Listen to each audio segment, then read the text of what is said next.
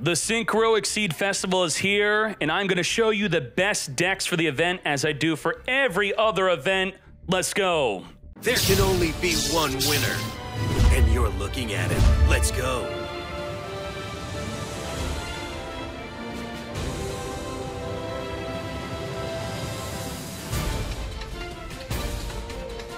How am I going to show you the best Synchro and Exceed Festival decks? Well, I'm not just going to give you my opinion. I'm going to show you the tournament results of what did well, and then you'll see highlights from the tournament of these decks doing well. Let's hop right into this. We had two tournaments where the first tournament was won by Bush God King. Bush God King playing Phantom Knight. Phantom Knight, a little bit of Burning Abyss. So this is a very good deck list to look at. If we were to click on this deck and see what's it missing, well, it's missing Rusty, but is that a big deal? Apparently not too much of a big deal. It looks like there's a lot of links you're missing. You're not going to have Unicorn, no Apollo USA, no Rusty, no Cherubini, but still, the Mad Lad clapped up the tournament with this deck list, and it has shown that the deck is definitely playable. So good job to Bush God King. I'm going to skip on over to myself on playing Sword Soul. Now, why was I not able to win my own tournament? I think a big thing holding back Sword Soul in this event are people that are going to be playing Token Collector. Token Collector is going to be incredible against Sword Soul if many people are playing it, and I do suspect many will be playing it. I think Sword Soul is going to be one of the best decks in the event, and I'm going to show you a deck that can literally search Token Collector by dumping it in the graveyard. So this is the build I'm playing. The differences between the pure Sword Soul and the Sword Soul that everyone else is playing is that I don't have the 10 Ys and I don't have the links because links are not allowed. So instead of playing the 10 Ys at all, since I don't have the links, I got more back row. We got Solemn Judgment, Solemn Strike backed up with all the hand traps. Deck felt good. Deck felt great. Having our big monster on the field backed up with Solemn Strike, Solemn Judgment. Yeah, buddy. First place Victinium of our second tournament with Madolche. Madolche, it's mostly an Exceed deck. Very good. The Mad Lad even has a Baron de Floor. How do you summon Baron de Floor here? You have Ash as your level 3 tuner, Pankratops, Ash, Baron de Floor. Let's go. Now, what is the deck missing from the main way to play it? If we click on any of the cards, click on Madolche, we could see that the main card that's missing is the Sistart. It's not too much of a massive big deal to be missing the Sistart. The deck is still playable. The deck is still great with just what we have. Now, am I saying that the first place Phantom Knight, Burning Abyss, and Madolche are the best decks for the Synchro Exceed Festival? No.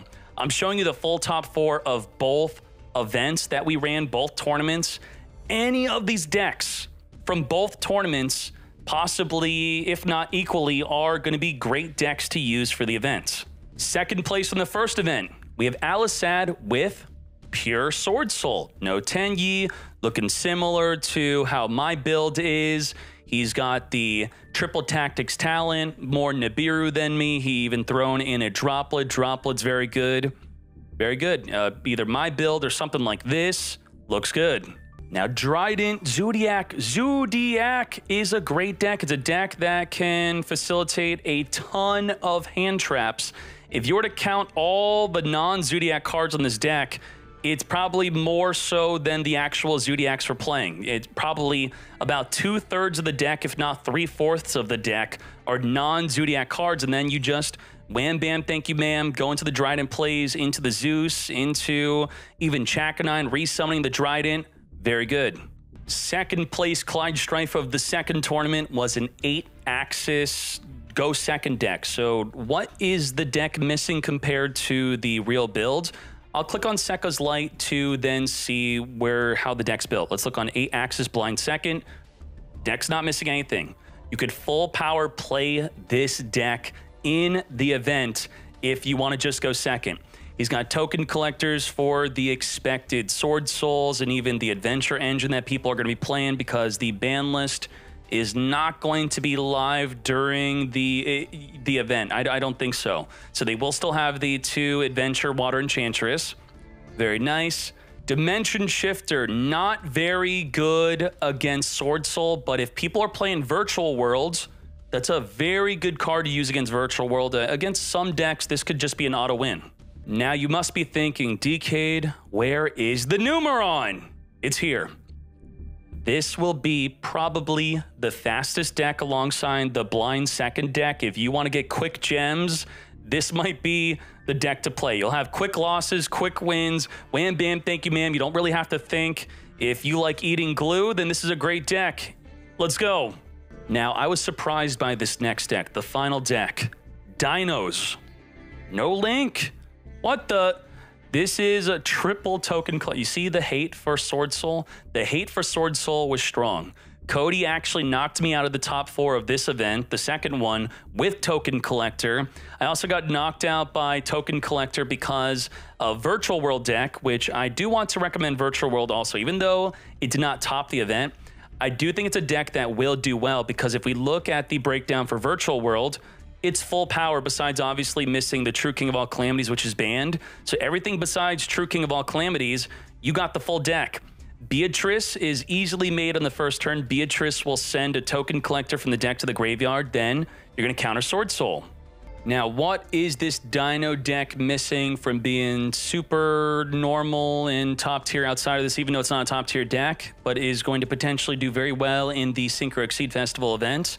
Let's see how the deck's played. Let's click on Archosaur. Let's click on Dinos. Boy, are you missing a lot. You're not going to be able to normal summon Archosaur, go into the Link Karibo, into the Secure Gardener to pop off with your double evolution pill right away. You're not going to be able to make the Scrap Wyvern plays, which is something I very much enjoy with the deck. So is he even playing Scrap Raptor at all? Let's see. He just don't play Scrap Raptor. That's it. Just put in other cards. Just make the core deck more consistent of summoning the Tyranno, an insane boss monster. Flip everything face down, attack everything that's face down, send it all to the graveyard. Unfortunately, you're not going to get the Pentastag boost, but still, the deck is great. And there you go. Quite a diverse list of the best decks for the Synchro Exceed Festival. Have fun, play a fast deck, or play one of these decks, or even in addition to these decks, play Virtual World. Enjoy the highlights. Alrighty. Oh God, it's Numeron. Couldn't Numeron turn 1 make the Super Link? Wait, you can't do that in the Exceed Synchro Festival. Can't Avermax, can't Apollo USA, you can't Infinite Track. So what do you do turn 1 with Numeron? You pass.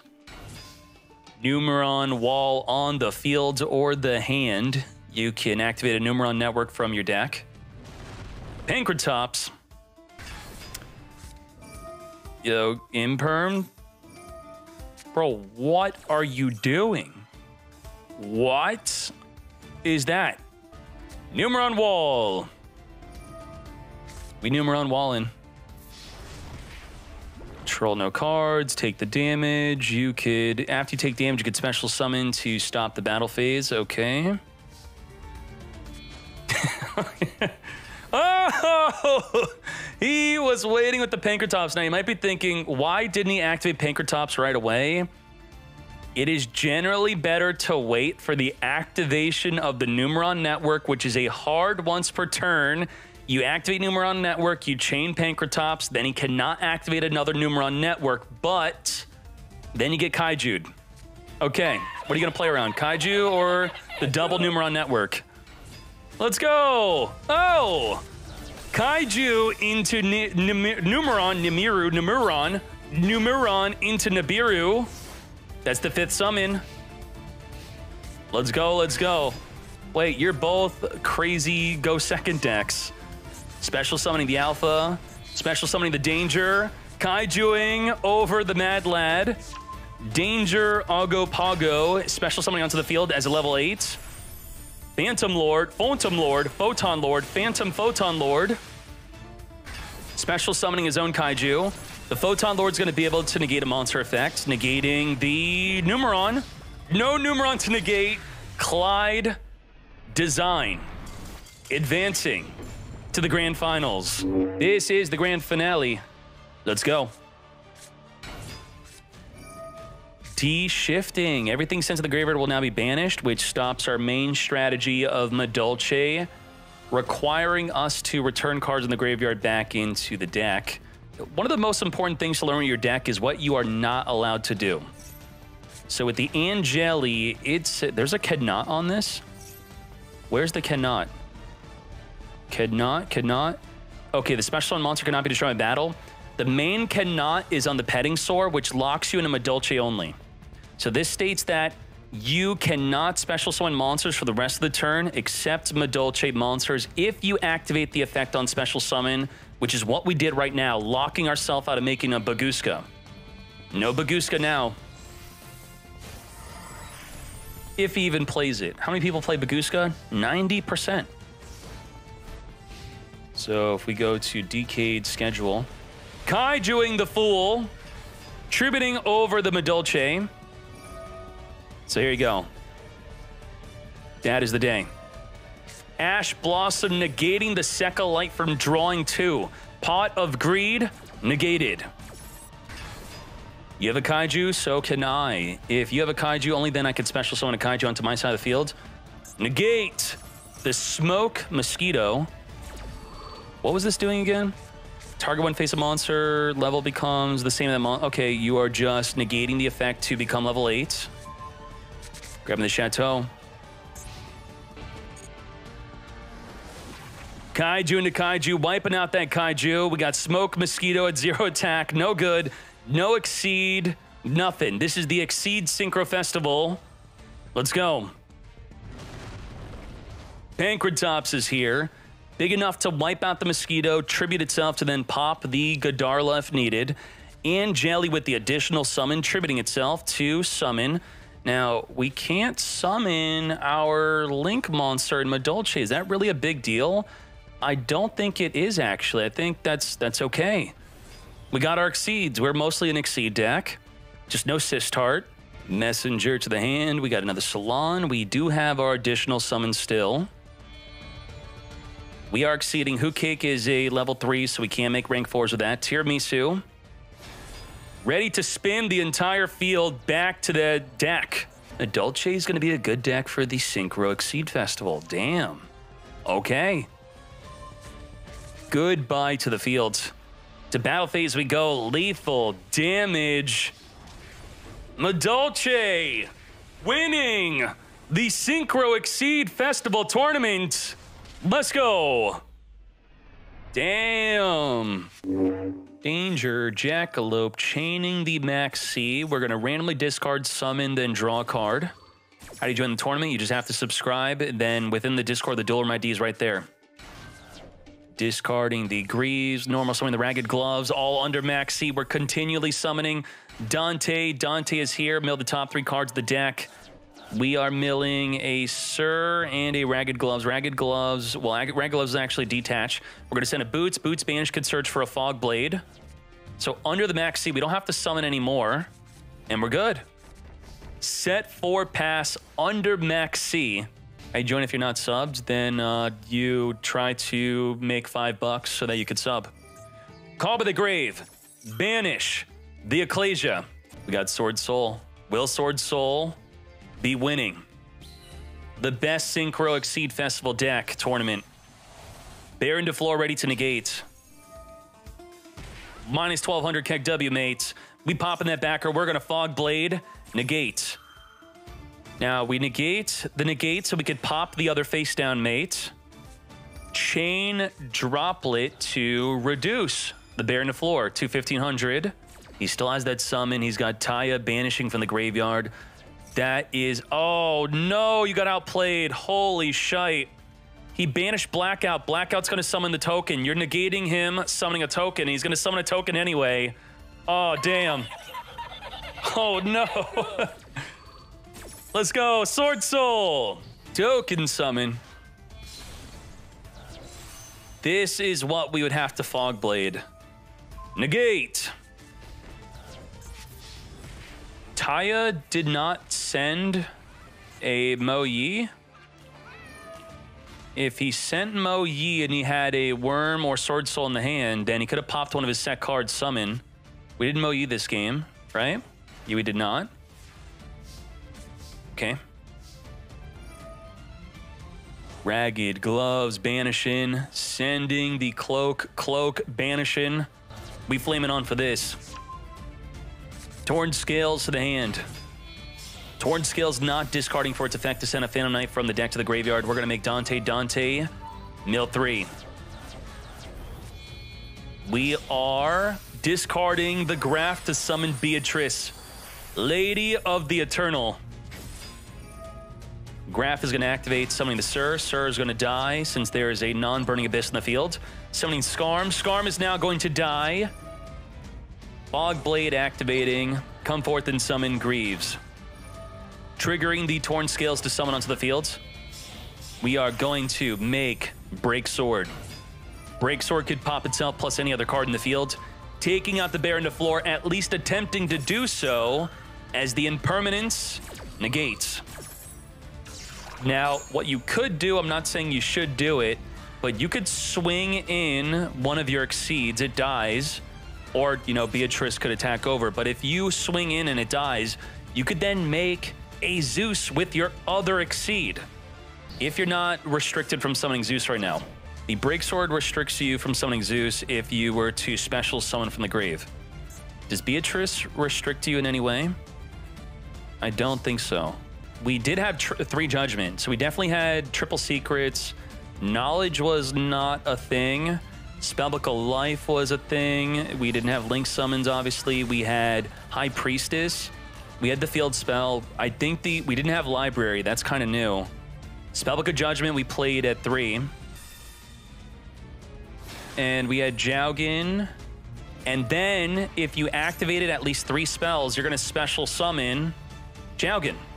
We are trying to Nibiru.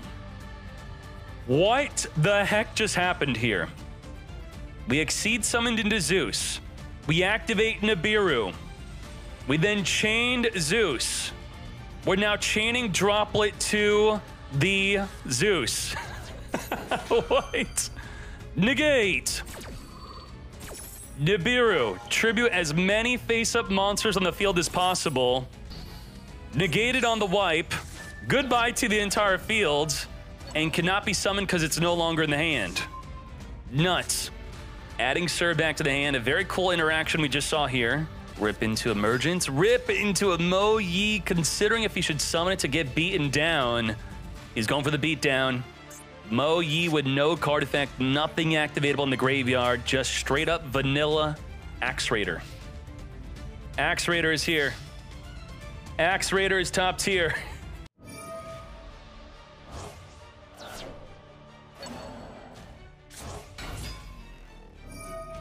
Break Sword back on the field, Torn Scales being triggered.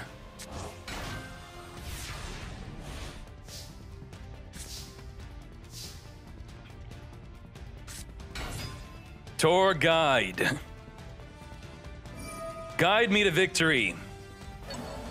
If you don't play Duel Links right now, whether you've never played it before or you've taken a break from it or you have quit Duel Links, are you intrigued at all by the Vrain's World coming out next week? Are you going to at least try it? Are you going to at least reinstall, just get the free stuff, and then just try it? Because I want to do dual room tournaments with all of you that are just new to the game. Yeah? I'll play in the dual room tournaments. Well, just easy. You hop in. It's going to be point battles. It auto pairs you up. No, no, no, no, no, no, no. Jeez. I was talking to G about this. I was saying that Yu-Gi-Oh players really like the anime progression series. They like the role play, but they don't like Duel Links.